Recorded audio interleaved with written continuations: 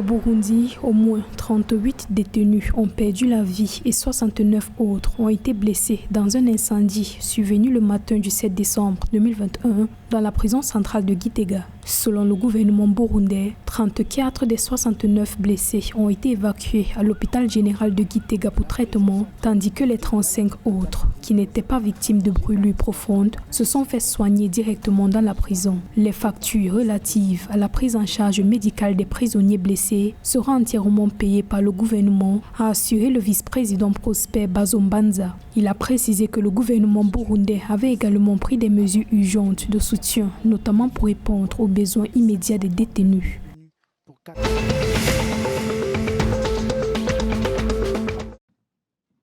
Le Rwanda a signé un accord de subvention avec la Suède d'une valeur de 8,9 milliards de francs rwandais visant la croissance verte dans la province orientale. Grâce à un projet communautaire de conservation de la biodiversité baptisé Projet Combio, le gouvernement rwandais a l'intention de planter des forêts naturelles dans la région de l'Est dans le but de réduire la vulnérabilité au changement climatique. Le projet de 6 ans contribuera entre autres à soutenir l'intégration de la biodiversité dans les systèmes de production à travers le renforcement des capacités des groupes d'agriculteurs, l'augmentation des terres pour les activités agricoles et le développement de cadres de gestion et de suivi communautaire.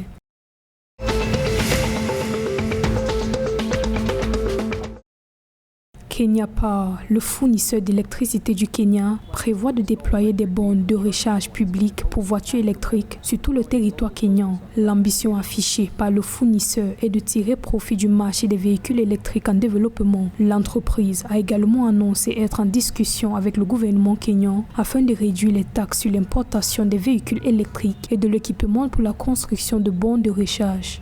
Notons que pour encourager l'adoption des voitures électriques, le Kenya a pris des mesures comme la réduction des droits d'assises de 20% à 10%.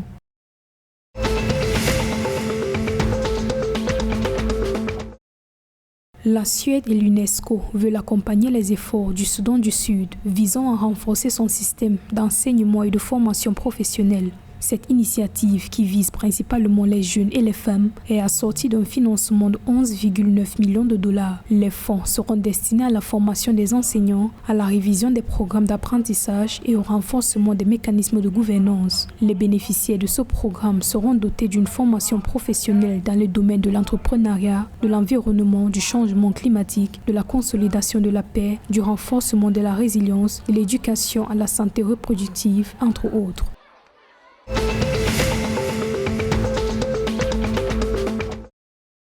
Dans le cadre des festivités du 60e anniversaire de l'indépendance de la Tanzanie, l'Ouganda a battu la Tanzanie sur un score de 2-0 lors d'un match amical de football le 9 décembre 2021 au Benjamin Mkapa Stadium de Dar es Salaam. Des buts survenus en seconde période, notamment à la 71e et 90e minute, respectivement par Ivan Massaba et Joseph Bright. En match d'ouverture également, la sélection féminine ougandaise des moins de 20 ans avait dominé son homologue tanzanienne sur un score d'1-0.